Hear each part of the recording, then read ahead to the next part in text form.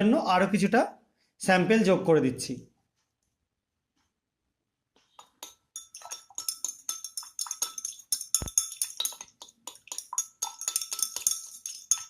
দেখো কালারটা আরও কিন্তু ফেড হয়ে আসছে, এবং এই যে মিক্সচারটা তৈরি হচ্ছে সেই মিক্সচারটা দেখে কিন্তু আমরা বুঝতে পারবো যে এই স্যাম্পেলটায় চিনিটা খুব একটা পিওর না, এর মধ্যে কোনো না কোনো ইম্পিউরিটিস আছে।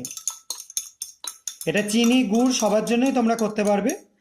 দেখো কালারটা আস্তে আস্তে রেডিশ কালারের দিকে এগোচ্ছে, এবং যদি আমরা কন্টিনিউ এইভাবে নাড়াতেই থাকি কালারটা আরও চেঞ্জ হবে। এটা কিন্তু একটু সময়বহুল পরীক্ষা, তোমাদেরকে অনেকক্ষণ টাইম নিয়ে করতে হবে। দেখতে পাচ্ছ নিশ্চয়ই কালারটা আরও চেঞ্জ হয়ে গেছে, এবং এই রিয়াকশানটা যখন তোমরা করবে তখন তোমরা যে রিয়েজেন্টগুলো ইউজ করবে সেগুলো কিন্তু ঠিকঠাক মাত্রায় ঠিকঠাক পরিমাণে দিতে হবে।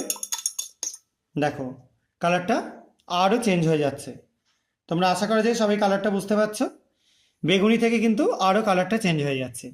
এইভাবে যদি কন্টিনিউ আমরা এইভাবে নাড়াতে থাকি তাহলে একসময় কিন্তু এটা হালকা ইয়োলিশ হয়ে যাবে বা ব্রাউনিশ হয়ে যাবে। ঠিক আছে, দেখো সেরকমই প্রায় হয়ে যেতে চলেছে। এই রিয়াকশানটা করলে আমরা সহজেই বুঝতে পারবো যে এই চিনির স্যাম্পেলটা বা গুড়ের স্যাম্পেলটা যাই হোক না কেন সেই স্যাম্পেলটার মধ্যে ইম্পিউরিটিস আছে। দেখো একদম সম্পূর্ণ পরিবর্তন হয়ে গেল কালারটা।